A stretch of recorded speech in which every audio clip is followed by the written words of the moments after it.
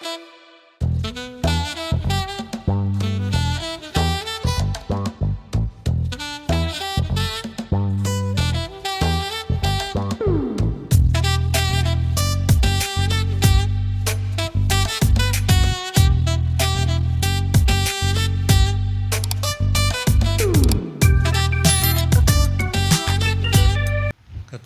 பரிசுத்த நாமம் மகிமைப்படுவதாக. இன்றைக்கும் நம்ம நெகோமியாவின் புஸ்தகம் 1ஆம் அதிகாரம் அதில் 3ஆம் வசனத்தை ஒருத்தர் வாசிங்க பார்ப்போம். அதற்கு அவர்கள் சிறையிருப்பில் மீந்திருக்கிறவர்கள் அந்த தேசத்திலே மகா தீங்கையும் நிந்தையும் அனுபவிக்கிறார்கள். எருசலேமின் அலங்கம் இடிபட்டது, அதன் வாசல்கள் அக்கினியால் சுட்டரிக்கப்பட்டதுமாய் இருக்கிறது என்ற தேவன் தாமே இந்த வார்த்தையோடு பேசுவதற்காக எல்லாரும் கண்களை மூடி கர்த்தரை நாம் ஸ்தோத்திரம் பண்ணுவோம். ஸ்தோத்திரம். இன்றைக்கும் கர்த்தர் எங்களோடு நீர் பேசுவீராக, நீர் எங்களை நடத்துவீராக. இயேசு கிறிஸ்துவின் நாமத்தில் ஜெபிக்கிற நல்ல பிதாவே, சத்தமாக ஒரு அல்லேலூயா. இன்றைக்கு நம்ம அந்த வீட்டை குறித்ததான காரியங்களை பார்க்க போகிறோம். ஏற்கனவே நாங்கள் பைபிள் ஸ்டடியில் அந்த ரெபெக்காள் என்றால் என்ன, அதிலே வீட்டை குறித்து நாங்கள் தியானித்திருக்கிறோம். ஆகவே நீங்கள் இதையும் பார்க்கணும் அதையும் பார்க்கணுன்னா அதை நீங்கள் அந்த சப்ஸ்கிரைப் பண்ணாமல் அதை பார்க்க முடியாது. கொஞ்ச நாளுக்குள்ளே அது உங்களுக்கு டிலேட் ஆகிடும். அது வரும்போது என்னென்னா அந்த சர்ச் ஆஃப் காட் அப்படின்னு அதில் சென்டரில் இருக்கும். பக்கத்தில் வந்து அந்த சப்ஸ்கிரைப் போட்டிருக்கும். அதை நீங்கள் ப்ரெஸ் பண்ண உடனே மேலே சின்ன பெல் என்ன வரும். அதையும் நீங்கள் அழுத்தி கீழே ஆல் என்று வரும்போது அதையும் நீங்கள் ப்ரெஸ் பண்ண பின்னாடி இந்த சர்ச் ஆஃப் காட் என்கிற லிங்க்கை நீங்கள் அழுத்திட்டிங்கன்னா உங்கள் லைனாக இதுவரை பேசின அத்தனை செய்தும் சைடில் எத்தனை செய்தியோ அத்தனை செய்தி வந்துடும். அதை நீங்கள் எப்போ வேணாலும் கேட்கலாம். 10 வருஷமாக ஒன்று கேட்கலாம். உலகம் இருக்கிற வரைக்கும் உங்களுக்கு தோன்றும் போது அந்த சத்தியத்தை கேட்க அதை நீங்கள் செய்யும் போது இப்போ ஏன்னா எல்லாருக்கும் அந்த நேரம் சமயம் இருக்காது. குறித்த நாளுக்குள்ளாகவே அது முற்றிலும் டிலேட் ஆகிடும். அது செய்யுங்க, கர்த்தர் உங்களை ஆஸ்வதிப்பார். ஆக இன்று நம்ம வீட்டை குறித்து நாம் தியானிக்க போகிறோம். அலங்கம், மதில், சுவர். இன்றைக்கு நம்ம வீட்டை குறித்து பார்க்கணும். வீடு என்ற வார்த்தை மற்ற மொழிப்பொருள் இருக்குது. ஏன் அப்படி வச்சாங்கங்கிறத யோசிக்கும் போது யோசுவாவின் புத்தகம் வாசிக்க வேண்டாம். எரிகோ அலங்கத்தின் மேலே, எரிகோ மதில் மேலே ராகாப்பினுடைய வீடு இருந்தது. ஒரு அல்லேலூயா.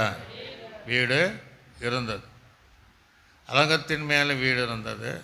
லேவிக்காரராகிய பரிசுத்தவான்களை காப்பாற்றி அந்த அலங்கத்தின் மேல் இருக்கிற வீட்டிலிருந்து தான் கயிறை வச்சு அந்த தப்பிக்க வைத்த ராகாப்பினுடைய வீடு அலங்கத்தின் மேல் இருந்தது.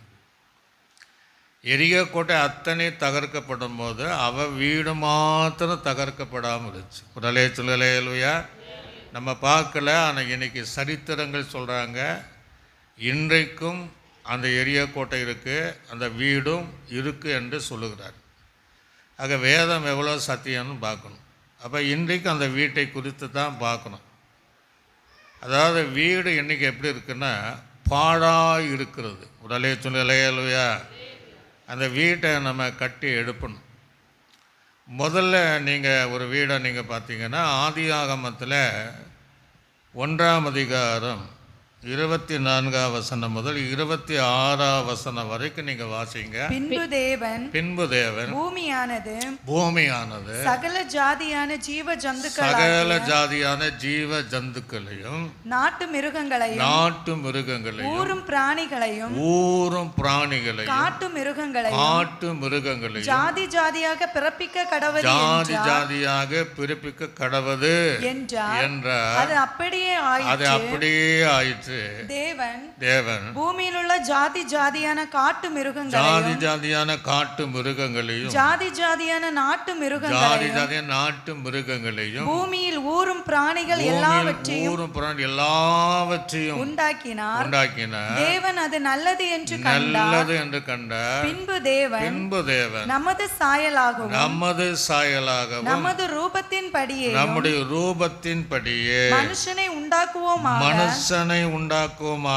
அவர்கள் சமுத்திரத்தின் மச்சங்களையும் ஆகாயத்து பறவைகளையும் மிருக ஜீவன்களையும் பூமி அனைத்தையும் பூமியின் மேல் ஊரும் சகல பிராணிகளையும் ஆளக்கடவர்கள் என்றார். தேவன் தம்முடைய சாயலாக. போதும். அப்போ அதை நல்லா நீங்கள் பார்த்தீங்கன்னா 6ஆம் நாளில் தேவன் சிருஷ்டிக்கிறார். ஒரே நாளில் அத்தனையும் சிருஷ்டித்த பின்பு குறிப்பிட்ட நேரம் ஆதாம் என்கிற வீட்டை தேவன் கட்டினார். ஒரு அலேச்சுங்களே லூயா, கைலோச்சனங்களே லூயா. ஆதாம் என்ற வீட்டை கட்டினார். இந்த ஆதாம் என்ற வீட்டை கட்டுவதற்கு மண்ணினால் தான் கட்டினார். உமிழ்நீர், சிலர் சொல்லுவாங்க உமிழ்நீர் பயன்படுத்தினார் அப்படின்ட்டு. ஆனால் கர்த்தருக்கு எப்படியும் கட்ட முடியும். தண்ணீர் கலக்காமல், அதோடைய பசை இல்லாமல், அவரால் எல்லாம் வார்த்தையினால் உலகத்தை உண்டாக்கினவன் இந்த ஆதாம் என்கிற, இன்றைக்கி நம்ம இருக்கிறோம், நம்முடைய சரீரமாக இந்த வீட்டை அவர் முதலாவது கட்டினார். ஒரு சொல்லுங்களே அல்லையா. எத்தனை பேர் கட்டினாங்க அப்படின்னா 3 பேர் சேர்ந்து கட்டப்பட்ட இந்த வீடு. எபிரேயர் நிருபத்தில் வாசிக்கும் போது வாசிங்க.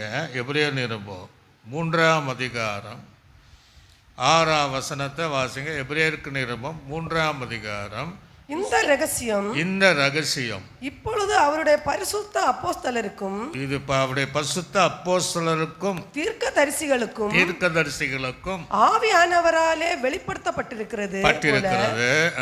முற்காலத்திலும் மனுபுத்திரருக்கு அறிவிக்கப்படவில்லை. அறிவிக்கப்படல. கிறிஸ்துவோ அவருடைய வீட்டிற்கு மேற்பட்டவரான உண்மையுள்ள குமாரனாக உண்மையுள்ளவராய் இருக்கிறார். நம்பிக்கையினாலே உண்டாகும் தைரியத்தையும் மேன்மை பாராட்டலையும் முடிவு பரியந்தம் உறுதியாய் பற்றி கொண்டிருப்போம். நாமே அவருடைய வீடாய் இருப்போம். ஒரு அலேச்சுங்களேயா. யாருடைய வீடு? அவருடைய வீடாக இருக்கும் அப்படின்னு சொல்கிறாங்க. ஒரு அலேச்சுங்களே லூயா. நாம் அவருடைய வீட்டார். இது ஒரு நாளில் குறிப்பிட்ட நேரத்தில் 3 பேர் சேர்ந்து மண்ணினால் கட்டப்பட்ட வீடு.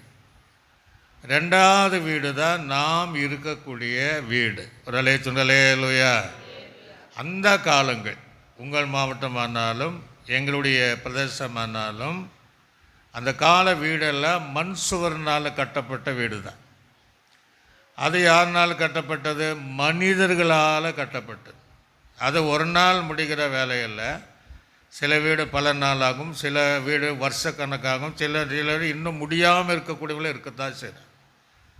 ஆக அது 3 பேர் அல்ல, பலரனால் கட்டப்படுகிற வீடு தான் நாம் இருக்கக்கூடிய வீடு. ஒரு அலேச்சுங்களே லூயா. 3வது வீடு என்னென்னா ஜப வீடு. இந்த வீடும் குறிப்பிட்ட காலங்கள் வரையும் அநேக ஜனங்களோடு கூட, அந்த காலத்து வீடு கூட மண்ணினால் கட்டப்பட்ட வீடு. இன்றைக்கெல்லாம் அது என்ன பண்ணாங்க, செங்கலாக்கி அது கல்லாக மாற்றி இப்படி கட்டப்படுக. இது இருந்தாலும் வீடு தான். ஆனால் கடைசியாக ஒரு வீடு ஆண்டு கட்டுருவார். ஒரு கை வேலை அல்லாத உட்கார்ந்த இடத்துல பார்த்து கட்டுகிற வீடு தான் நித்திய நிலையான வீடு. ஒரு அலேச்சுங்களே லூயா. இப்போ நல்ல கவனிங்க. ஆண்டவர் ஏன் நம்ம வீடாக கட்டினார்? ஒரு கேள்வி நமக்கு இருக்கும். ஏன் வீடாக கட்டினார் அப்படின்னா, இந்த வீட்டுக்குள்ளே தேவன் தங்கும்படியாக இந்த சரீரமாக வீட்டை கட்டினார். ஒரு அலேச்சுங்களே லூயா. 2வது நாம் இருக்கக்கூடிய வீடு நாம் தங்கும்படியாகவும் அவர் தங்கும்படியாகவும் தேவன் நமக்கு வீட்டை கட்டி தந்தார். அல்லேலூயா. 3வது வீடு தான் இந்த வீடு. சில இடங்களில் ஆண்டவர் வெளியே தான் இருக்கிறார். பின்னாடி பார்ப்போம். நம்முடைய தேவன் ஆலயத்தில் என்ன செய்கிறாரு? இருக்கிறார் என்று தமக்கு சித்தமானவைகளை செய்கிறார். ஆக இந்த ஜெப வீட்டில் அவர் தங்கும்படியாக, நாம் அவரை ஆராதிக்கும்படியாக இந்த ஜெப வீட்டில் கர்த்தர் வாசமாய் இருக்கிறார். ஒரு அலே சொல்லுங்களே லூயா, சத்தமாக சொல்லுங்களே லூயா. கடைசியாக அவர் இருக்கிற இடத்துல நீங்களும் நானும் அவரோடு வாசம் செய்யும்படியாக அந்த நிலையான வீட்டை நமக்காக 2000 வருஷத்துக்கு மேலாக இன்னும் அந்த வேலை செஞ்சிட்ருக்குறார். இப்போ நல்ல கவனிங்க. ஒரு வீடை நம்ம கட்டுறோம். வீடை கட்டி குறிப்பிட்ட வருஷங்கள் அதில் குடியிருக்கிறோம். அதுக்கு பின்பு ரொம்ப வருஷமாக அதில் நம்ம குடியே இருக்காமல் எங்கேயோ நம்ம போயிடுவோம். அந்த வீடு எப்படி இருக்கும்? வீடு எப்படி இருக்கும்? பாழாக இருக்கும். உங்களுக்கு புரியுதா? நம்ம தங்கலைன்னா ரொம்ப நாள் கழிச்சு நாங்கள் ஊட்டிக்கு போயிட்டு வந்தாலே வீடு அவ்வளோ டஸ்ட்டாக இருக்கும். அப்போ அது என்ன இருக்குன்னா பழுதற்று இருக்கும், பழுதாக இருக்கும். அதே போல தான் இயேசு நம்முடைய ஜீவிதத்தில் தங்கலைன்னா இந்த வீடும் பாடாக இருக்கும். உடலே சொல்லுங்களே லூயா, கையில் சொல்லுங்களே லூயா. அப்போ இந்த வீட்டில் இயேசு வாசமாக இருக்கிற வரையும் அது பழுதற்ற வீடாக இருக்கும். இப்போ நிறைய பேருக்குள்ளே, நான் உங்களை சொல்லலை, அநேகர் பேருக்குள்ளே தேவன் அந்த வீட்டுக்குள்ளே இல்லை. ஆக அவருடைய ஜீவிதங்கள் பாடாய் போயிருக்கு. அல்ல சொல்லுங்களே இல்லையா. சிலர் சொல்லுவாங்க இல்லையா, சில வீட்டில் சொன்னி பாழா போவேன் அப்படிம்பாங்க, பாழா போனவளே அப்படிம்பாங்க. சிலர் சொல்லுவாங்க வாலிப பிள்ளைகள் தவறான எதாவது நினச்சி வாழ்க்கையை பாழாக்கிட்டு வந்தே அப்படிம்பாங்க. அப்போ இயேசு இல்லாத வீடு எல்லாம் பாழாக இருக்கிற வீடு. அல்ல சொல்லுங்களே இல்லையா. ஆக இந்த வீடை நம்ம என்ன செய்யணும்? மீண்டும் நம்ம கட்டணும். நீங்களே ஜீவனுள்ள தேவனுடைய ஆலயமாக இருக்கிறீர்கள். இதோ மனுஷனை தங்கும்படி என் வாசஸ்தலத்தில் நான் வைத்திருக்கிறேன். ஒரு காலத்தில் இருந்தார், அப்போ இந்த வீடு சரியாக இருந்துச்சு. இப்போ இல்லை, நான் எல்லாரும் சொல்லலை, இப்போ இல்லை. இப்போ இல்லாதனால இந்த ஏன்னா அவர் தங்க முடியாத சில சுபாவங்கள் நமக்குள்ளே வந்ததுனால இந்த வீடு இப்போ பால் அடைந்து இருக்கிறது. ஆக மீண்டும் அவரை நமக்குள்ளே வாசம் செய்யும்படியாக இடம் கொடுத்தால் இந்த சரீரமாக வீடு மீண்டும் கட்டப்படும். ஒரு அலே சொல்களே லூயா, கையில் சொல்களே லூயா. அப்போ நம்ம இடம் கொடுக்கணும். இப்போ ரெண்டாவது நம்ம வீடு அப்படின்னா அதுவும் பாழ் அடைந்திருக்கிற ஒரு வீடு தான். அது பாழ் அடைந்திருக்கிற வீடு. நீங்கள் லூக்காஸ் சுவிசேஷம் 13ஆம் அதிகாரம் 34ஆம் வசனத்தையும் 35ஆம் வசனத்தை வாசிங்க. எருசலேமே எருசலேமே, எருசலேமே எருசலேமே, தீர்க்கதரிசிகளை கொலை செய்து, தீர்க்கதரிசிகளை கொலை செய்து, உன்னிடத்தில் அனுப்பப்பட்டவர்களை, உன்னிடத்தில் அனுப்பப்பட்டவர்களை கல்லெறிகிறவளே, கல்லெறிகிறவளே, கோழி தன் குஞ்சுகளை, கோழி தன் குஞ்சுகளை தன் சிறகுகளின் கீழே கூட்டி தன் சேர்த்து சிறகுகளின் கீழே கூட்டி சேர்க்கும் வண்ணமாக நான் எத்தனை தரமோ, நான் எத்தனையோ தரம் மனம் திரும்பி வரும்படி நான் என்ன செஞ்சேன்? உன் பிள்ளைகளை கூட்டி சேர்த்து கொள்ள மனதாயிருந்தே உங்களுக்கோ உங்களுக்கு மனதில்லாம போயிட்டு, இதோ உங்கள் வீடு உங்களுக்கு பாழாக்கி விடப்படும். உடலே சொல்களே லூயா, கையில் சொல்களே லூயா. இப்போ இந்த வீடும் பாழா இருக்கு, நம்ம வீடும் பாழா. சில நேரங்களில் நம்ம வீட்டுக்கு போவோம், அந்த சின்ன பசங்க விளையாண்டு பார்த்தா குப்பையாக வச்சுருப்பாங்க. வந்தோன்னா திட்டுவான், இதெல்லாம் வீடா நரகமா இப்படியா பண்ணியிருக்குன்னா, நம்முடைய வீட்டில் நாமே குடியிருப்பதற்கு அதெல்லாம் பார்த்தானா இப்படி பாழா செய்திருக்கிறே அப்படின்ட்டு நம்ம வேதனைப்படுவோம்.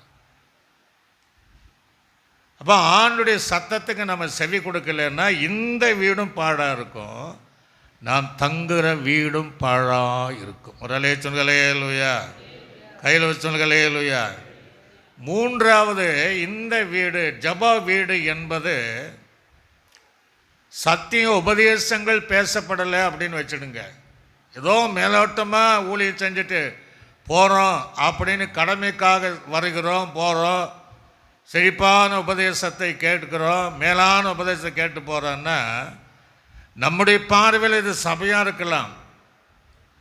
ஆனால் இந்த சபையும் பால் அடைந்த சபையாக தான் இருக்கும். உடலே சொல்லலே இல்லையா? நல்லா புரிஞ்சிடுங்க. நிறைய திருச்சபைகள் இருக்குது, நிறைய ஆலயம் இருக்கிறது. பல ஆலயத்தில் இயேசு இல்லை, பல சபைகளில் கர்த்தர் இல்லை. ஏன் இல்லை? அவருக்கு விருப்பமானது அங்கே இல்லை. உடலே சொல்லலே இல்லையா? அவருக்கு பிரியமான வசனங்கள் இல்லை, அவருக்கு பிரியமான ஆராதனை கிடையாது. ஆக இந்த ஜப வீடு எதற்கு? தேவன் வாசமாக இருந்து அந்த தேவனை குறித்து பேசுகிற இடம் தான் இந்த இடம். ஆக இந்த இடம் தேவனை குறித்து பேசாமல் தேவனை மகிமைப்படுத்தாமல் இருந்தால் இந்த சபைகளும் பாழான போன சபையாக இருக்கும். ஆக அதையும் நம்ம கட்டி எழுப்பணும். ஒரு அலைச்சுகளே இல்லையா? இந்த 3 வீட்டை விட்டு ஆண்டவர் வெளியே நிற்கிறார். இப்போ நம்ம தான் அதற்கு என்ன செய்யணும்? இடம் கொடுக்கணும். ஒரு வசனத்தை கூட நீங்கள் சீக்கிரமாக வாசிங்க. செப்பனியாவின் புஸ்தகம் 1ஆம் அதிகாரம் 12ஆம் வசனமும் 13ஆம் வசனத்தை வாசிங்க. அக்காலத்திலே நான் எருசலேமை விளக்கு கொளுத்தி நல்ல கவனிங்க. எருசலேம் விளக்கு கொளுத்துறாரா? எப்படி இருக்குன்னு பார்க்க. எனக்கு நிறைய பேருடைய வாழ்க்கையில் நம்ம ஜீவிதமான வீடை வந்தாலும் ஆண்டவர் விளக்கு கொளுத்து பார்க்குறாரு. ஒரு அல்லேலூயா. எப்படி இருக்குன்னு பார்க்க. விளக்கு கொளுத்தி சோதித்து வண்டல் போல குழம்பி இருக்கிறவர்களும் குழம்பி இருக்கிறவர்களையும் கர்த்தர் நன்மை செய்வதும் இல்லை.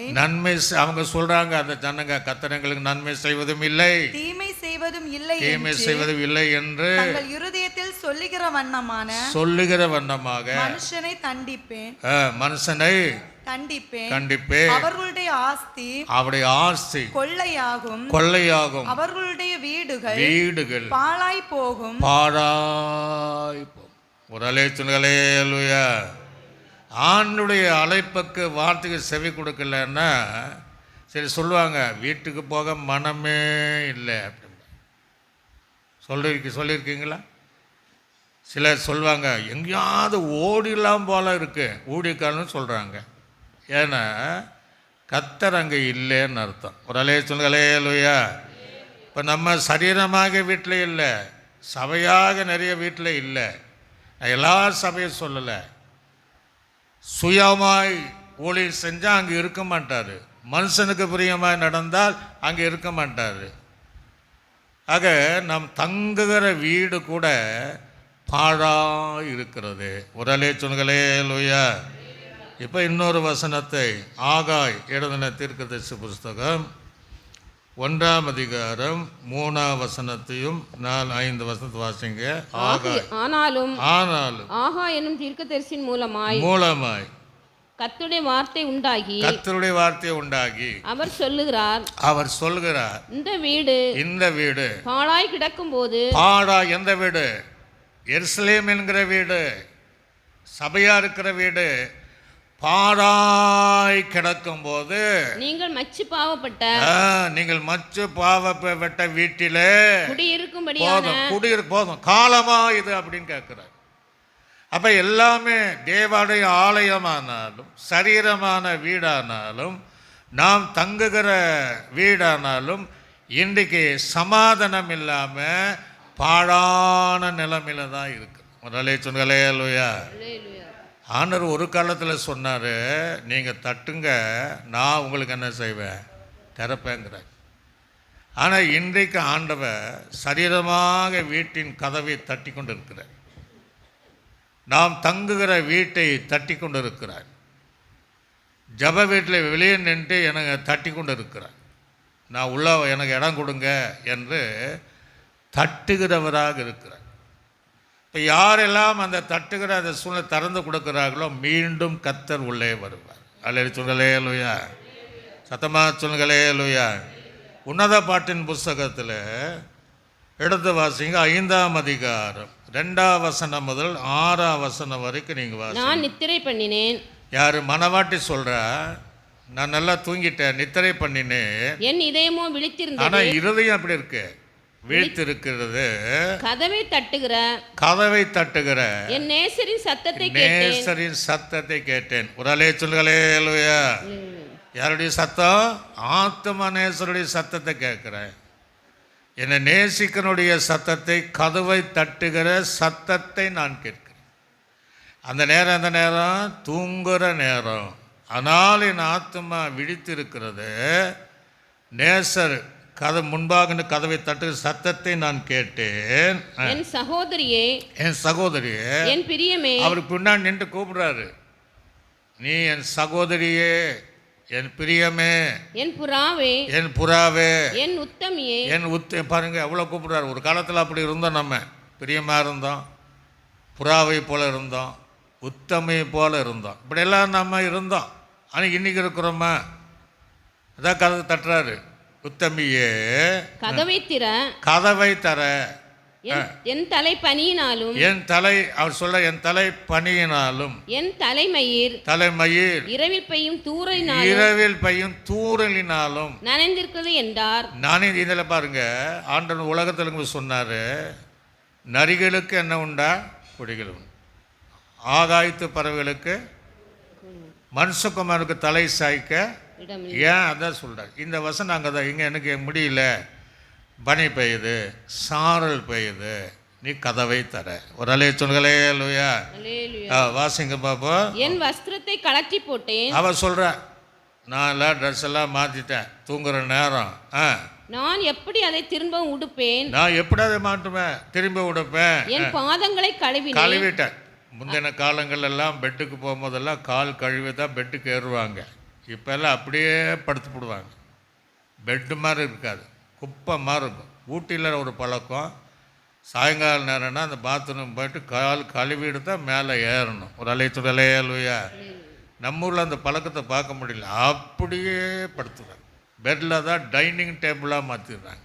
அப்படி இருக்கு. அவ சொல்கிறேன், நான் எல்லாம் ஏறிட்டேன், பாதத்தையும் கழுவினேன். நான் எப்படி அவைகளை திரும்பவும் அழுக்காக்குவேன்? அது எப்படி நான் அழுக்காக்குவேன்? அப்படி எப்படி நான் கீழே இறங்கி ட்ரெஸ் மாற்றி தூக்கத்தை விட்டு அழுக்காக்கிடுவேன். என் நேசர் தன் கையை கதவு துவாரத்தின் வழியாய் நீட்டினார். அதையும் பார்க்குறார், ட்ரை பண்ணி பார்க்குறாரு, எப்படி நம்ம உள்ள போயிடுவான். துவாரத்தின் வழியா நீட்டினா அப்பொழுது என் உள்ளம் அவர் நிமித்தம் பொங்கினது. என் நேசருக்கு கதவை திறக்க நான் எழுந்துட்டேன். அப்ப எழுந்தா பரவாயில்ல, லேட்டா எழுத தன்னை இழந்து பூட்டின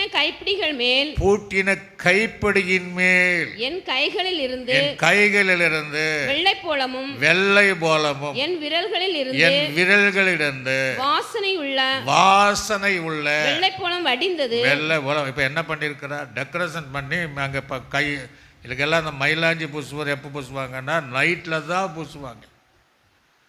பூசி படுத்துட்டு யாராவது கதவு தட்டினா, நான் கை மயிலாஞ்சி திறக்க வேறு யாராவது தரங்க அப்படிம்பா. இப்போ அப்படிதான் அதெல்லாம் அதில் ஒழுகுறது. என் நேசருக்கு கதவை திறந்து என் நேசரோ இல்லை. ஒரு அலைத்துங்களே அல்லேலூயா. இல்லை, வீதியில் போகிறா, நேசரை கண்டீர்களா? எங்கே?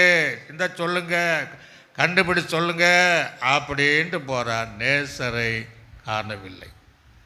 இன்னைக்கு நம்ம நிலைமை அந்த நம்முடைய இருதயமாக வாசலை தட்டுகிறார். உடலே சொல்களே அல்லேலூயா. கையில் சொல்களே அல்லேலூயா. நம்ம என்ன நினைக்கிறோம்? நான் தூங்கிட்டு இருக்கிறேன், இப்போ நீங்கள் டிஸ்டர்ப் பண்ணாதீங்க, நான் ட்ரெஸ் எல்லாம் மாற்றிட்டேன், கை கால பெட்டில் இருக்கிறேன், நான் கீழே இறங்கி வர முடியாது. கடைசி ஆண்டுடைய அன்பை பார்த்த உடனே அவை எழும்பி போன உடனே நேசரை காணவில்லை. அல்லேலூயா. அதுக்கு பின்னாடி வீதியா அலைந்த பிரயோஜனம் கிடையாது. இன்றைக்கும் ஒரு காலத்தில் நமக்குள்ள இருந்த நேசர் வெளியே இருக்கிறாரு. அன்னைக்கு அவருக்கு பிரியமா இருந்தோம், புறாவை போல இருந்தோம், உத்தமையை போல இருந்தோம், மணவாட்டியை போல இருந்தோம், சொல்கிறதை கேட்டு அதன்படி நடந்தோம். இன்னைக்கு இல்லை, அவர் வெளியே நிற்கிறாரு, கதவை தட்டி கொண்டே இருக்கிறார். அல்லேலூயா. எல்லா வீட்டையும் கதவை தட்டி கொண்டு இருக்கிறார். சபையாக இருக்கிற கதவை தேவன் அங்கே நின்று தட்டி நான் உள்ள வருவதற்காக நம்ம சுயமாக நமக்கு மாயமானமாக தேவன் மகிமைப்படுத்தாம தேவனுக்கு பிரியம் இல்லாத காரியம் செய்வதனாலே வெளியே நின்றுட்டு இருக்கிறார். ஒரு காலத்தில் ஆண்டவருக்கு பிரியமான ஆராதனை, பிரியமான வார்த்தைகள், பிரியமானவைகளை செய்து கொண்டு வந்தோம். இன்னைக்கு இல்லை, கதவை தட்டுகிறார். அல்லது சொல்களே இல்லையா, கையில் சொல்களே இல்லையா, வீட்டு கதவை தட்டுறாரு. சரீரமாகிய கதவை தட்டுகிறார், சபையாகிய கதவை தட்டு. எத்தனை பேர் இடம் கொடுத்தார் அந்த குடும்பம் சரீரமாய் வீடு சபை ஒரு மேன்மையான அனுபவத்தில் கத்தர் கொண்டு வருவார். அல்லது சொல்களே இல்லையா. வெளிப்படுத்தின விசேஷத்தில் 3ஆம் அதிகாரம் அதில் வாசி பாருங்க. இதோ வாசற்படியிலே நின்று தட்டுகிறேன். இங்க சொல்றாரு, நான் வாசல் படி நின்று கதை. அது அங்கேயே அதான் சொல்றாரு. கதவை ஆனால் கட்டாயமா வருதில்லை பாருங்க. வாசல் படி நின்று கதவை தட்டுகிறேன். ஒருவன் என் சத்தத்தை கேட்டு கதவை திறந்தால் அவனிடத்தில் நான் பிரவேசித்து அவனோடு நான் போஜனம் பண்ணுவேன். அவனும் என்னோடு போஜனம் பண்ணுவான். நான் ஜெயம் கொண்டு என் பிதாவினுடைய சிங்காசனத்திலே அவரோடு கூட உட்கார்ந்தது போல அவனையும் என் சிங்காசனத்திலே உட்காரு. உடலை சொன்களே அல்லையா. கதவு திறந்தா தானே நடக்கும். கதவே திறக்கலை. ஆக ஆண்டவர் இன்னைக்கு தட்டுகிறார். ஒரு சொல்களே இல்லையா. அப்படி உள்ளே இருக்கிறாருன்னா பார்த்துணும். உள்ளே இல்லையான்னா அந்த சரீரம் ஒரு வேளை பார்ப்பதற்கு நல்லா இருக்கலாம், ஆனால் உள்ளத்தில் பாடாக இருக்கு. ஆவிக்குரிய வாழ்க்கை பாடாக இருக்கு.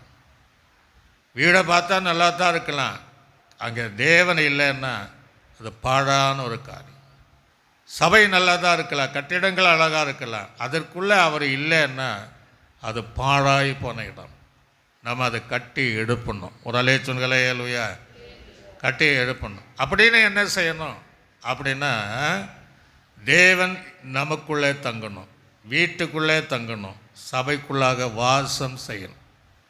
அப்போ தான் இந்த வீடு மீண்டும் அந்த பழையபடி ஆதி நிலைமைக்குள்ளாக, ஆதி விசுவாசத்திற்குள்ளாக, ஆதி தெய்வீகத்தன்மைக்குள்ள நம்மை மீண்டும் கர்த்தர் வாசம் செய்கிற பழுதில்லாத ஒரு நடமாடுகிற வீடாய் நம்முடைய வாசம் செய்கிற நாம் இருக்கிற வீட்டிலும் சபையாய் இருக்கிற வீட்டிலும் தேவன் ஆசீர்வாதமாய் மாற்றி தருவார். அல்லேலூயா சொல்லுங்களே அல்லேலூயா.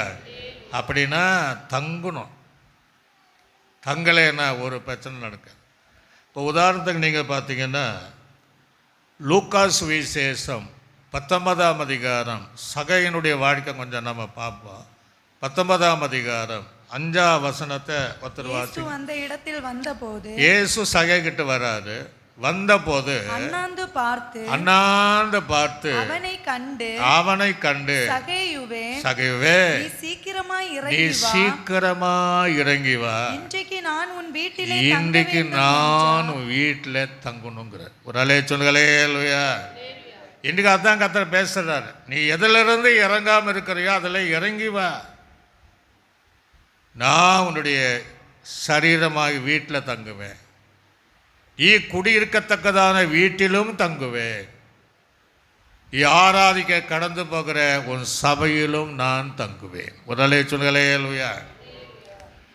சகை ஆரம்ப ஸ்டேஜ் தான், முதல்ல தான்.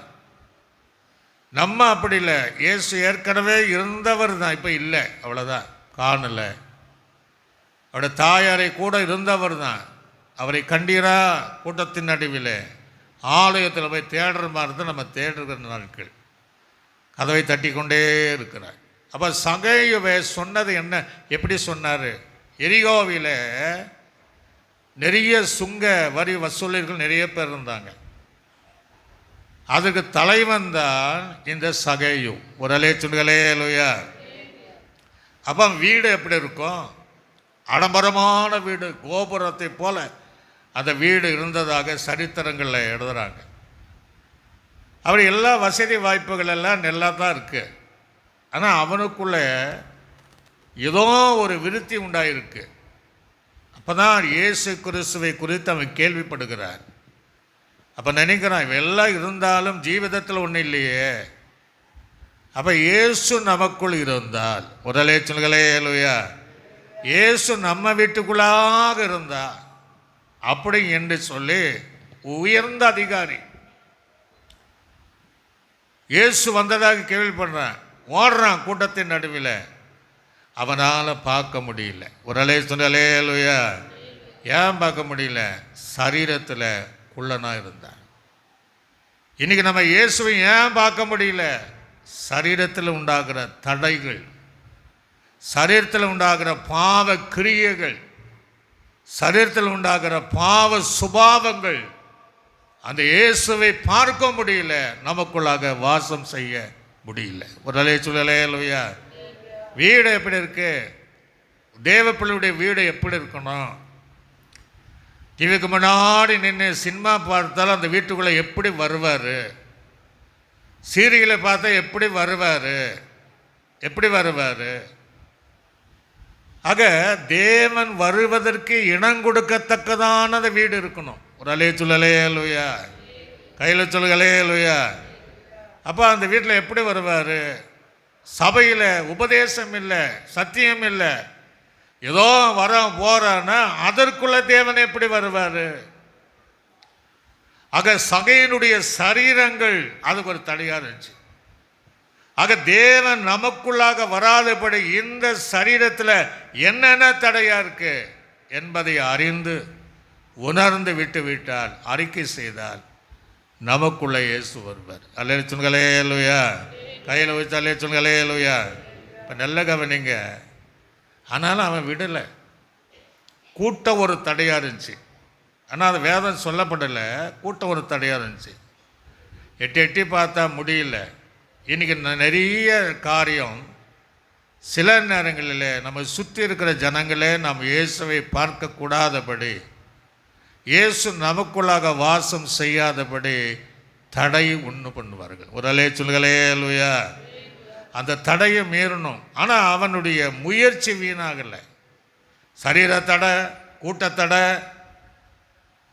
எல்லா வசதிகளும் இருக்குது. அவனுக்கு கீழே நிறைய பேர் வேலை செய்கிறாங்க, உயர்ந்த உத்தியோகம்தான்.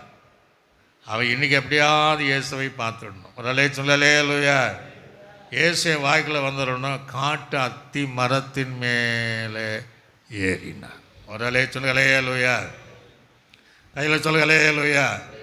இப்போ இயேசு பாருங்க, வந்த உடனே சொல்லிட்டாரு, சகையவே நீ சீக்கிரமாக என்ன செஞ்சிடு, இறங்க.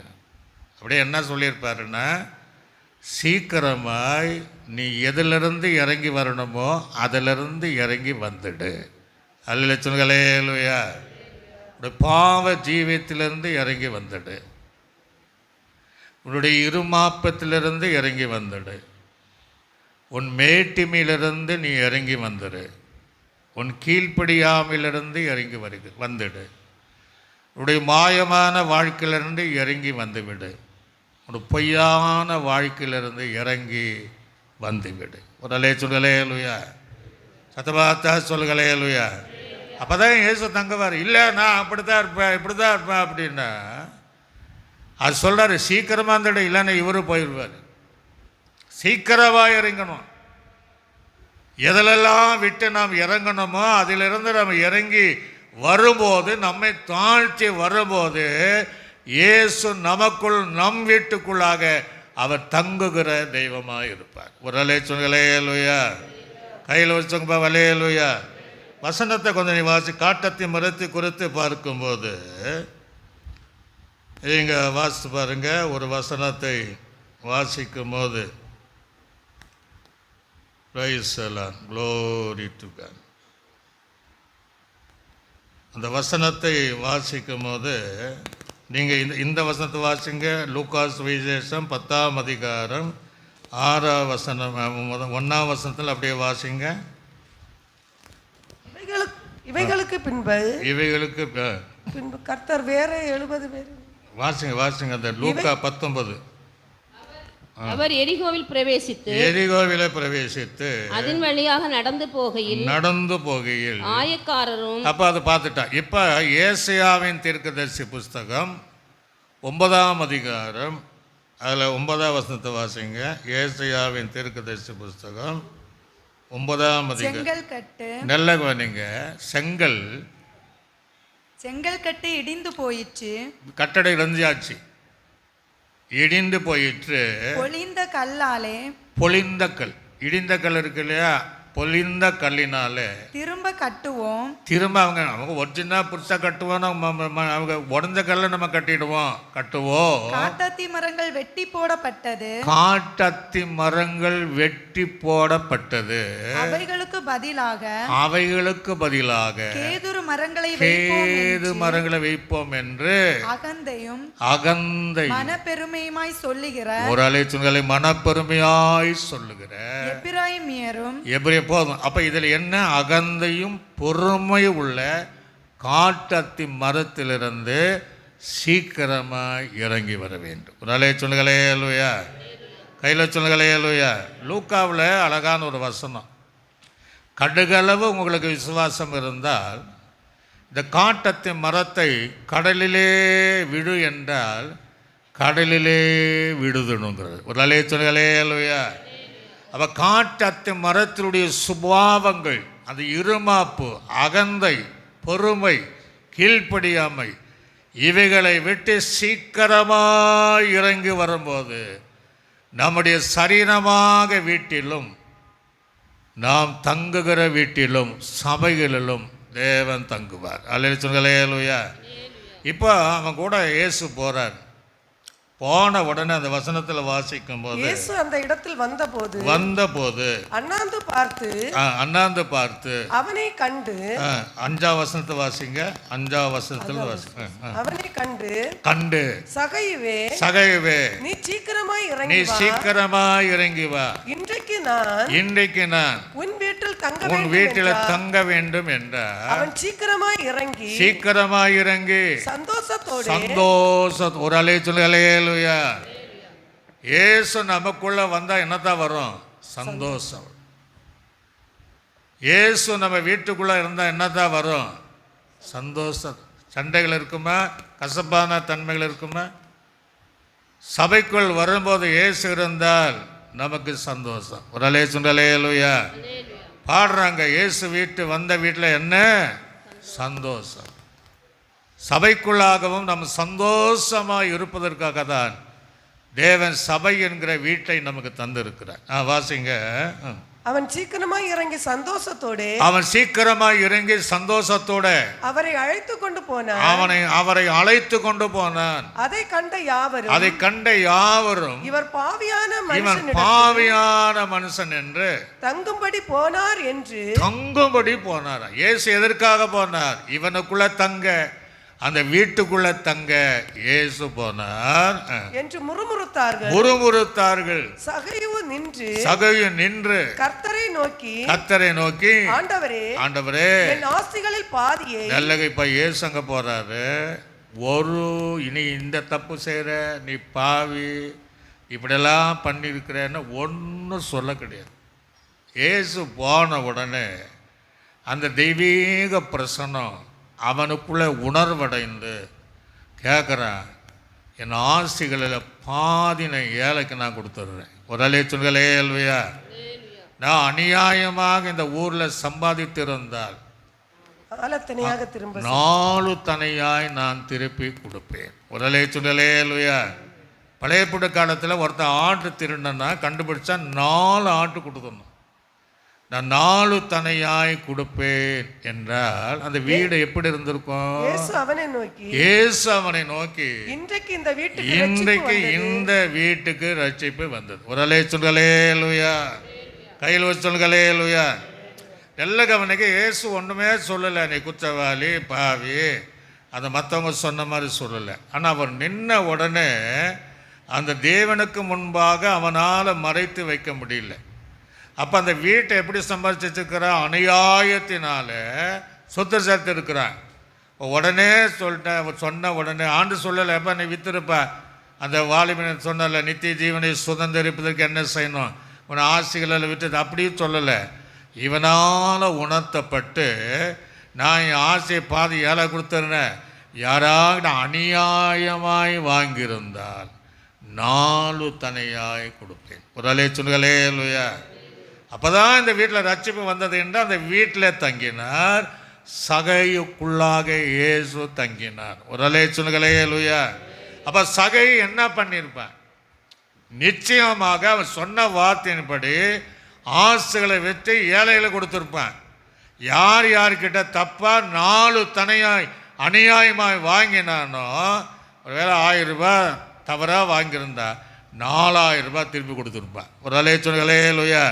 ஒருவேளை நீங்கள் வரி கட்டலைன்னு ஒரு வீட்டை ஜப்தி பண்ணியிருந்தா 4 வீடை கொடுத்துருப்பான். இப்படி அந்த சகையோ 4 தனியாய் கொடுத்ததுனால அந்த தேவாதி தேவன் உலக இரட்சகர் அவனுக்குள்ளேயும் அவன் வீட்டுக்குள்ளே தேவன் வாசமாயிருந்தார். அலைச்சொல்களே இல்லையா? நமக்குள்ளே இருக்கிறோம், இயேசு இருக்கிறார், இங்கேயும் இருக்கிறார். எத்தனை பேர் குற்ற உணர்வு ஏற்படுது? நான் செய்வது தவறு என்பது எத்தனை பேர் என்னால் உணர முடியும்? நான் பாவம் செஞ்சுட்டு வந்திருக்கிறேன், நான் தவறு செய்து வந்திருக்கிறேன், நான் அநியாயம் பண்ணிட்டுருக்கிறேன், எனக்குள்ள இருமாப்பு இருக்குது, கீழ்ப்படியாமல் இருக்குது. அந்த தேவ பிரசன்னத்தில் சகை போல நம்ம உணர்வோம் என்றால் இயேசு நமக்குள்ளே வாசமாக இருப்பான். அல்லேலூயா அல்லேலூயா. நான் அவள் நடுவிலே உலாவி அவர்களுக்குள்ளே என்ன செய்வேன்? வாசமாய். அவர்கள் என் ஜனமாக இருப்பாங்க, நான் அவர்களுக்கு எப்படி இருப்பேன்? தேவனாக இருப்பேன் அப்படின்னு. அப்போ இயேசு இந்த வீட்டில் தங்கணும் அப்படின்னா, இந்த வீட்டில் தங்கணும், நம்ம வீட்டில் தங்கணும் அப்படின்னா, முதலாவதாக இந்த வீட்டின் மூலமாக வசனங்கள் தாராளமாக இருக்க வேண்டும். அல்லேலூயா. அவரை குறித்து தான் பேசணும். ஒரு வீடு இருந்தால் வசனங்கள் நிறைந்திருக்க வேண்டும்.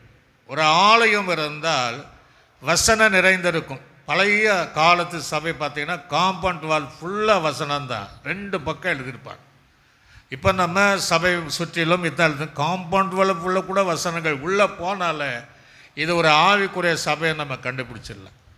பழையப்பட்டு காலங்கள் நீங்கள் பார்த்தீங்கன்னா உபாகம் எழுதின புஸ்தகத்தில் 6ஆம் அதிகாரம் 6ஆம் வசனம் முதல் 9ஆம் வசனம் வரை சீக்கிரமாக வாசிங்க. உபாகமம் 6ஆம் அதிகாரம் 6ஆம் வசனம் முதல். இன்று நான் உனக்கு கட்டளையிடுகிற இந்த வார்த்தையை உன் இருதயத்தில் இருக்க கடவது. உன் இருதயத்தில் இருக்க கடவது. முதல்ல இங்கே இருக்கணும் வார்த்தை, இந்த வீட்டுக்குள்ள வார்த்தை இருக்கணும். இருதயத்தின் நிறைவு தான் வாய் பேசும்.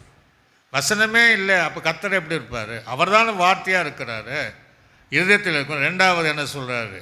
நீ அவைகளை உன் பிள்ளைகளுக்கு கருத்தாய் வீட்டில் நடக்கணும், கருத்தாய் போதித்து நீ உன் வீட்டில் உட்கார்ந்திருக்கும் போது, வழியிலே நடக்கும் போது, படுத்துக் கொள்கிற போதும், எழுந்திருக்கிற போதும் அவைகளை குறித்தே பேசணுமா? ஒரு அலைச்சொல்களே இல்லையா? அப்பேற்பட்ட வீட்டில் தான் கர்த்தர் என்ன செய்வார்? உட்கார்ந்துருப்பார். சில ஆவிக்குரிய வீட்டில் சொல்லுவாங்க, நான் இந்த படத்தை பார்த்துட்டு வந்தால் ரொம்ப புறமாக தான், நீங்களும் போய் பாருங்க அப்படின்னு. எப்படி அங்கே இருப்பார்? ரட்சிக்கப்பட்டவங்க மறைமுகமாக சினிமா தேட்டருக்கு போய் சினிமா பார்க்குறவங்க எத்தனை பேர் இருக்கிறாங்க? வந்துட்டு அந்த காட்சி இந்த காட்சி இப்படி இருந்தோன்னா அந்த வீட்டை எப்படி இருக்கும்? அந்த வீட்டில் எப்படி ஆண்டவர் கிரியை செய்வார்? அல்லேலூயா. சத்தமாக சொல்லுங்களே அல்லேலூயா. ஆண்டுடைய வசனம் முதல் இருதயத்தில் இருக்கணும். எழும்போது, நடக்கும்போது, வழியில் போகும்போது, எல்லா சூழ்நிலையிலும் பிள்ளைகளுக்கு வீட்டில் தேவனுடைய வசனங்களை கருத்தாக பேசி பழகணும். ஒரு அலைச்சொல்களே அல்லேலூயா. அதுக்கு பின்னாடி வாசிங்க சீக்கிரமா. அவைகளை உன் கையின் மேல் அடையாளமாக, அந்த காலத்தில் வச்சிருந்த கையின் மேல் அடையாளமாக கட்டிக்கொள்வாயாக. அவைகள் உன் கண்களுக்கு நடுவே ஞாபக பொட்டு கிடையாது, ஞாபகக்குறியாக இருக்க கடவுது. அவைகளை உன் வீட்டு நிலைகளிலும், எங்க இருக்கணும்? வீட்டில் இருக்கணும். வீட்டின் நிலைகளிலும், உன் வாசல்களிலும் எழுதுவாயாக அப்படின்னு சொல்றார். முதலே சொல்லலே அல்லையா? ஆக எல்லா இடங்களிலும் வசனங்கள் இருந்தால் கர்த்தர் அதற்குள்ளே வாசமாக இருப்பார். அதனால பிள்ளைகளுடைய கைகளிலே ஒரு பேழை போல வைத்து விட்டு வசனத்தை பெற்றவர்கள் எழுதி கொடுப்பார்கள். நெற்றிகளில் கூட வசனங்கள், எங்க பார்த்தாலும் வசனம்தான், எந்த பக்கம் திரும்பினாலும் வசனம்தான். சில வீட்டுக்குள்ள போனால் ஒரு வசனம் கிடையாது. அல்லேலூயா. முந்தின காலத்தில் ஆவிக்குள்ளே பார்த்தீங்கன்னா சுவரை பார்க்கவே முடியாது, அவ்வளோ வசனம். அப்படியே அந்த வசனத்தை பார்த்தான்னா கர்த்தருங்க இல்லாமையா இருப்பார், கர்த்தர் இருப்பார். இங்கே இருதயத்திலே இல்லை, வீட்டிலையும் இல்லை, சில சபைகளிலும் கர்த்தருடைய வசனம் இல்லவே இல்லை. உடலே சொல்களே இல்லையா? அப்போ எங்கெல்லாம் தேவனுடைய வார்த்தைகளை பேசுகிறோமோ, எந்த வீட்டிலெல்லாம் கர்த்தருடைய வார்த்தைகளை, இன்னைக்கு டிவியில் கூட நிறைய பார்க்குறாங்க, நல்லது, அதெல்லாம் பார்க்குறோமோ, பிள்ளைக்குற பேசுகிறோமோ, தாராளமான வசனங்களை சபைகளிலே பேசுகிறோமோ, அந்த இடங்களிலே கர்த்தர் கூட இருப்பார். அல்லேலூயா சொல்களே இல்லையா? ஏற்கனவே ஒரு செய்தியில் சொல்லியிருக்கிறேன். அமெரிக்காவில் பண்டிகை நாட்களில் எல்லாம் தேவாலயத்துக்கு போயிருக்கிறாங்க. அங்கெல்லாம் ஒழுங்கு கிரமமாக இருப்பாங்க. அவங்க சீட்டில் அவங்க உட்காருவாங்க. ஆனால் மேக்சிமம் எல்லாம் காரில் தான் போவாங்க. பெரிய ஏரியாவாக இருக்கும். அந்த பண்டிகை நாளில் அவங்கள ஒரு பழக்கம், யாராவது ஒவ்வொருத்தனுக்கு ஏழைகளுக்கு ஒரு விருந்து செய்து கொடுக்கணும். அப்படியே அன்றைக்கி ஒருத்தருக்கு ஒரு தேவாலயம் போகிறதுக்கு லேட்டாக போயிருக்கிறார். சின்ன மகளோடு போயிருக்கிறார். உள்ள இடம் கிடையாது, உள்ள இடம் இல்லை. அப்படியே பார்க்குறாங்க, என்ன நமக்கு இடம், அப்படியெல்லாம் பேசின உடனே வெளியே தான் நின்றுருந்தாங்க. அப்போ அந்த மகள் சொல்கிற, அங்கே வெளியில் ஒரு வயதானவர் ஏழை கோலத்தில் அழுக்கு வஸ்திரம் தரித்திருந்தார். அந்த மகள் சொன்னால, இவரை கூப்பிட்டு நம்ம விருந்து கொடுக்கணும். ஒரு அலைய சொல்லலே இல்லையா? பெற்றோர்கள் சொன்னாங்களா, அது வேண்டாம், வேறு யாராவது கூப்பிடலாம். இல்லை, இவரை தான் அவளுடைய கட்டாயத்தை நிமித்தமாக அவங்க வீட்டில் போயிட்டு அந்த விருந்து கொடுத்துருக்கும்போது இவங்க பேசுகிறாங்க, கணவன் மனைவி நமக்கு, ஏன்னா அவங்க உயர்ந்தவங்க, வசதி உள்ளவங்க, சபையில் முக்கியமானவர்கள், அதனால் அவங்க சொன்னாங்களா, நமக்கே இடமில்லாமல் போச்சே அப்படின்னாங்களா.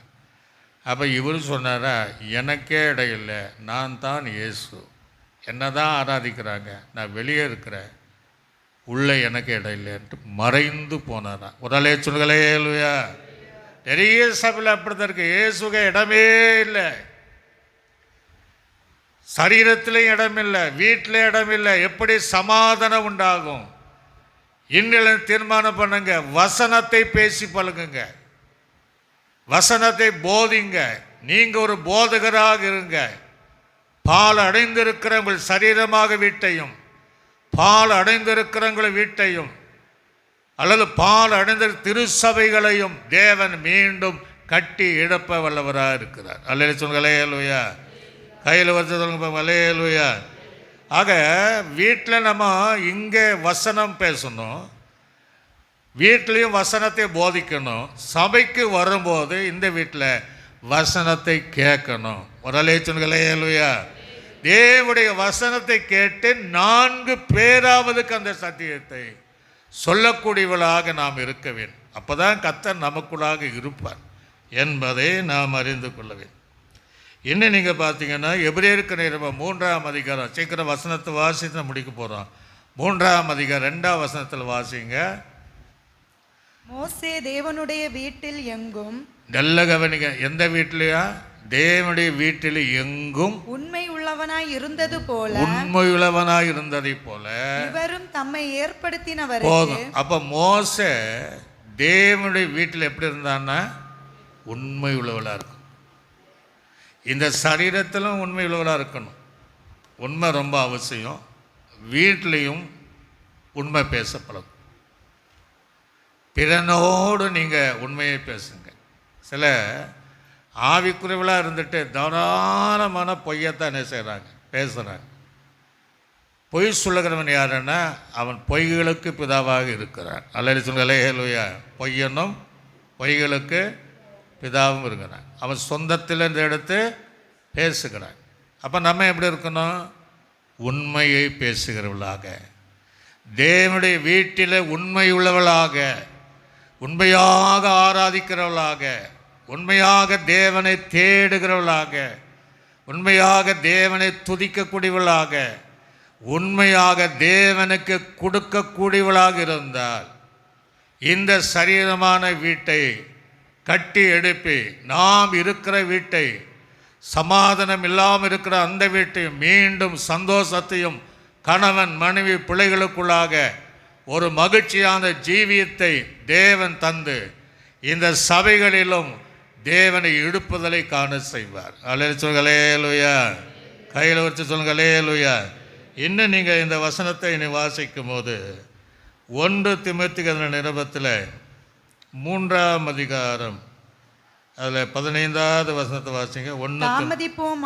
தாமதிப்போமானால் தேவனுடைய வீட்டிலே நடக்க வேண்டிய நடக்க வேண்டிய வகையை நீ அறியும்படி இவைகளை உனக்கு எழுதுகிறேன். இவைகளை நான் எழுதுகிறேன். அந்த வீடு ஜீவனுள்ள தேவனுடைய சபையை சத்தியத்திற்கு தூணும் ஆதாரமா இருக்கு. அல்லேலூயா. எங்கெல்லாம் சத்தியம் பேசலையோ அங்கே கர்த்தர் இருக்கவே மாட்டார். உபதேசம் இல்லாத இடத்துல எத்தனை பேர் போனாலும் என்ன, கர்த்தர் இருக்க வாய்ப்பு கிடையாது. ஆக தேவனுடைய சபை என்பது சத்தியத்தை பேசுகிற தேவனுடைய சபையாக இருக்கணும். அல்லேலூயா. உபதேசங்களை பேசுகிற சபையாக இருந்தால்தான் அந்த சபைக்குள்ளும் நமக்குள்ளும் வீட்டுக்குள்ளும் கர்த்தர் வாசமாக இருப்பார். இன்னைக்கு அநேகருடைய ஜீவிதங்கள் தகர்ந்து இருக்கிறது. அநேக வீடு நல்லா இருந்தாலும் வீட்டுக்குள்ளேயே போக மனசு கிடையாது. எதுக்கெடுத்தாலும் சண்டை சச்சரவு, ஒரு ஆசீர்வாதத்தை பார்க்க முடியாத சூழ்நிலைகள். ஆக கர்த்தரை மாற்ற வேண்டும் என்றால் நம்முடைய ஜீவிதத்தை மீண்டும் கட்டி எழுப்பி அவர் வாசம் செய்வதற்கு இடம் கொடுத்தார். நமக்குள் இருக்கிற எல்லா பாவங்களையும் அறிக்கை செய்து விட்டுவிட்டால் மீண்டும் உங்களை இழப்ப வல்லவராக இருக்கிறார். அல்லேலூயா. சத்தமதா சொல்லுங்களேலூயா. இப்போ லூக்காஸ் விசேஷம் 19ஆம் அதிகாரம் 46ஆம் வசனத்தை வாசிங்க. என்னுடைய வீடு, நல்ல கவனிங்க. ஆண்டு சொல்றாரு, என்னுடைய வீடு ஜெப வீடா இருக்கிறது. நிறுத்துங்க. அப்போ இந்த வீட்டில் தங்கணுன்னா முதல்ல இந்த வீட்டுக்குள்ளே தனிப்பட்ட வாழ்க்கையுடைய ஜப வாழ்க்கை இருக்கணும். அல்லேலூயா. தனி மனிதனுடைய ஜபம் இருக்கா? இன்றைக்கி நிறைய பேர் ஜபம் பண்ணுறதில்ல.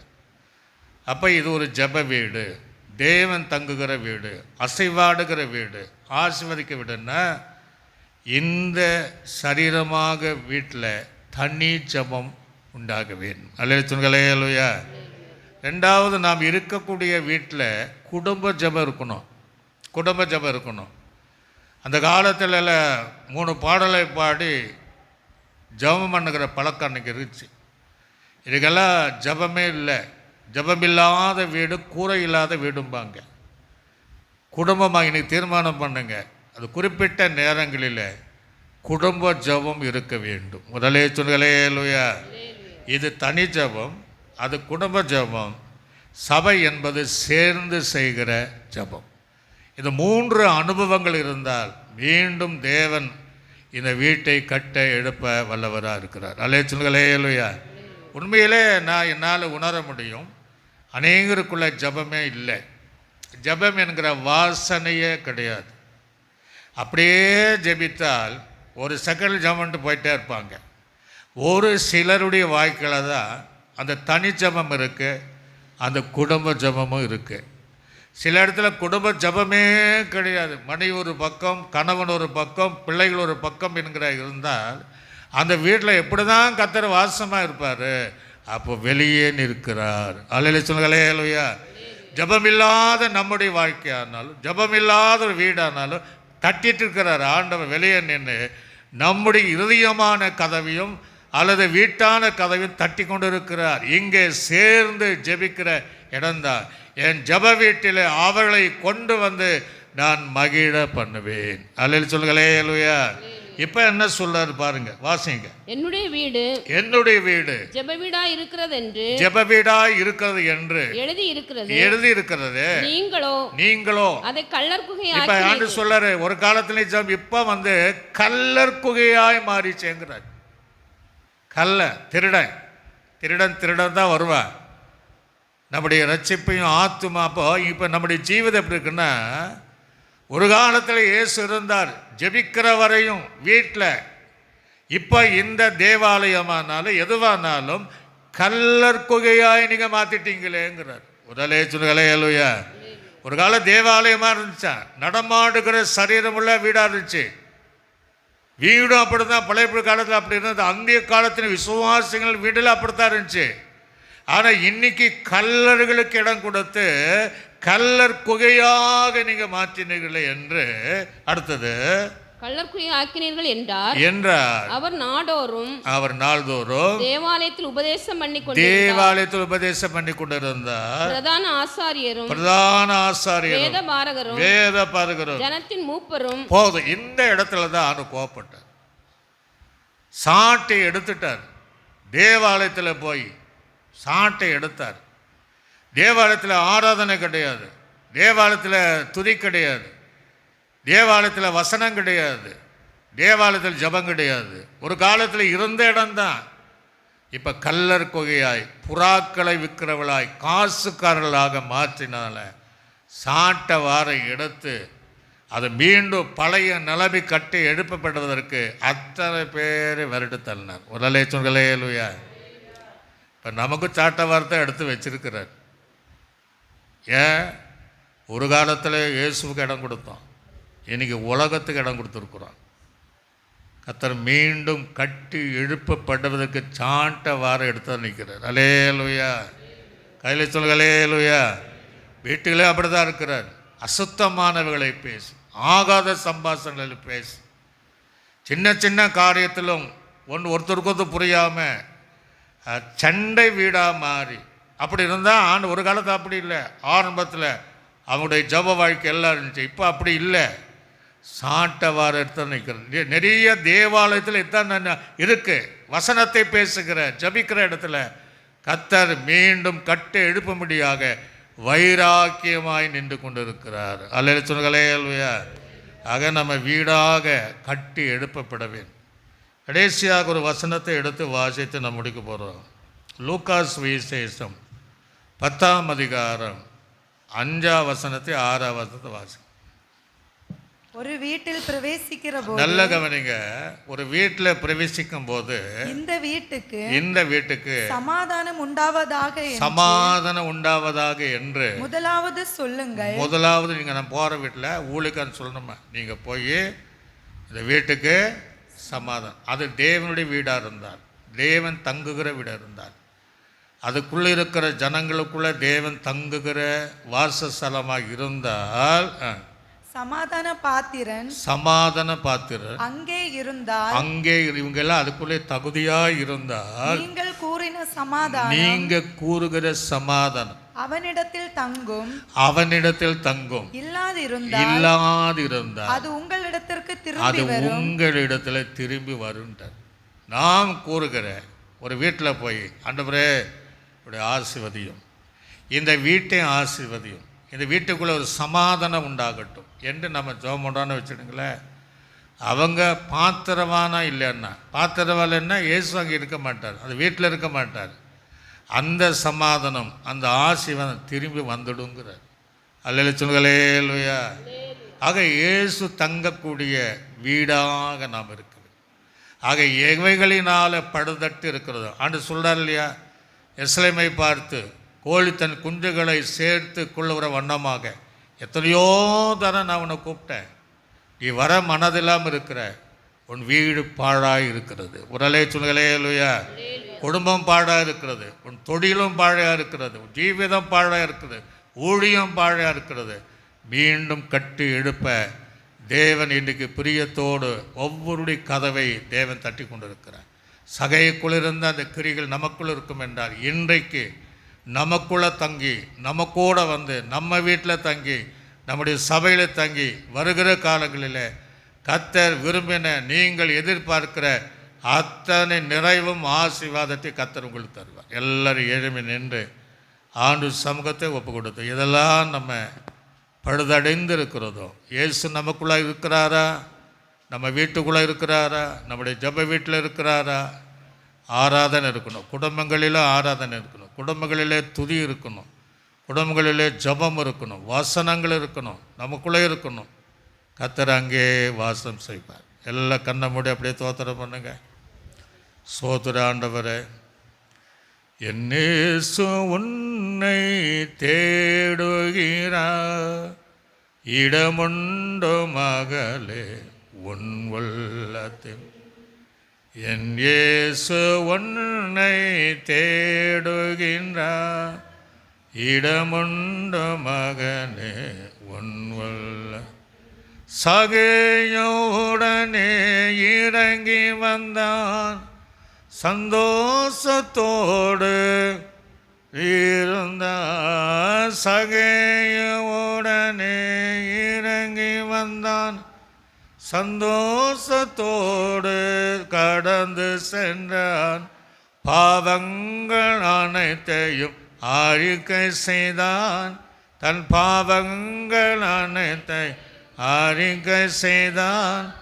பரலோக இன்பம் பெற்று கொண்டான், பரலோக இன்பம் பெற்று கொண்டான். என் இயேசு உன்னை தேடுகிறார், இடமுண்டு மகளே உன் உள்ளத்தில். என் இயேசு உன்னை தேடுகிறார், இடமுண்டு மகனே. மணவாட்டியினுடைய கதவை தட்டினதைப் போல நம்ம இருதயமான கதவை கேட்கிற தேவப்பிள்ளை தட்டி கொண்டே இருக்கிறார்.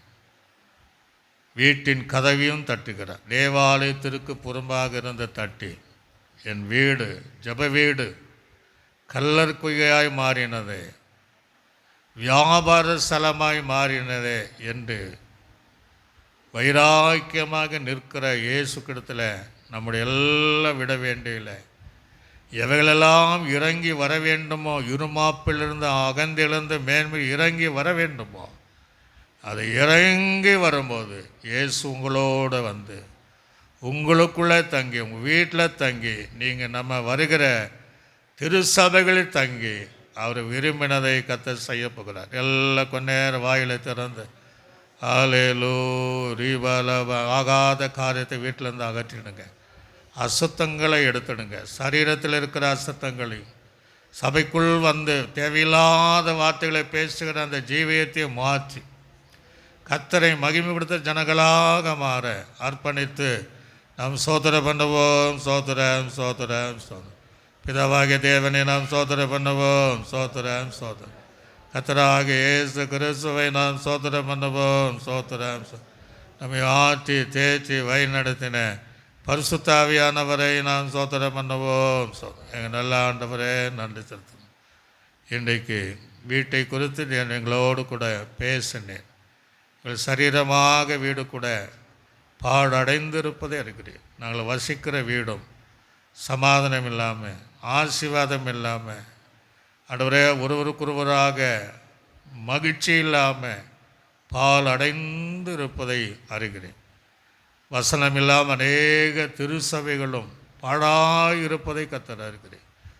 இவளெல்லாம் அர்ப்பணித்து ஒப்பு கொடுக்கிற தேவ பிள்ளைகளை கட்டி எழுப்பி அந்த நித்திய வீட்டுக்குள்ளாக சேர்க்கிற வரையும் சத்தியின் பாதையில் கர்த்தரங்களை நடத்த போகிறீர். அதற்கு ஆயுசோத்திரம். கேட்கிற யாவரும் இந்த அனுபவத்திற்குள்ளே எங்கள் சபையார் யாவரையும் இந்த வசனத்தின்படி ஜீவிக்க இன்று முதல் குடும்ப ஜெபம், வசன காரியங்கள், தனி ஜெபம், தேவனை தேடி இந்த சபையிலும் வந்து சேர்ந்து ஜெபிக்கிற, ஆராதிக்கிற, வசனத்தை கேட்கிற அனுபவங்கள் எல்லாருக்குள்ளே உண்டாவதாக என்று நகடி ஏசு கிறிஸ்துவின் நாமத்தில் ஜெபிக்கிற நல்ல பிதாவே ஆமென். ஆத்துமாவே கர்த்தர் என் முழுவுள்ளமுடைய பரிசுத்த நாமத்தை என் ஆத்துமாவே கர்த்தர் செய்த சகல பகல் மறவாதே ஆமென். கர்த்தராகிய கிருபையும் பிதாவாக தேவனுடைய அன்பும் பரிசுத்த ஆவியுடைய அன்பின் ஐக்கியம் சந்தோஷ சமாதானம் நம்முடையவரோடும் சகல பரிசுத்தவங்களோடும் ஆண்டவராய் இயேசு கிறிஸ்து வருகை வரைந்தோம் சதா காலை என்றென்று நம்மோடு கூட இருப்பதாக.